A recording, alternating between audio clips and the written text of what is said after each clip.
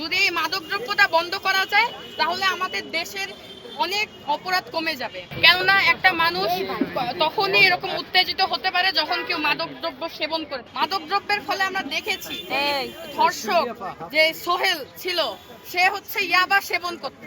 এই ইয়াবা সেবনকারী এই ইয়াবা সেবনের জন্য তার আজকে এরকম বিকৃত মন মানসিকতার সৃষ্টি হয়েছে এবং সে রামিসার মতো একটা মেয়েকে এরকম নির্যাতন করে খুন করেছে।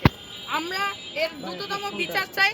আমি মাননীয় প্রধানমন্ত্রী এবং আইনমন্ত্রী, স্বরাষ্ট্রমন্ত্রী সকলের দৃষ্টি আকর্ষণ করছি, আপনারা সর্বপ্রথমে মাদকদ্রব্যটা নিয়ন্ত্রণ করবেন, এরপরে আপনারা যা ইচ্ছা তাই করতে পারবেন। কারণ না, মাদকদ্রব্য হচ্ছে নিয়ন্ত্রণ করতে পারলে আপনারা সব অপরাধ অটোমেটিক দমায় ফেলতে পারবেন। এই মাদকদ্রব্য প্রত্যেকটা মানুষকে ক্ষতিগ্রস্ত করতেছে, তাদের পরিবার, ফ্যামিলি সব জায়গায় ক্ষতিগ্রস্ত করতেছে।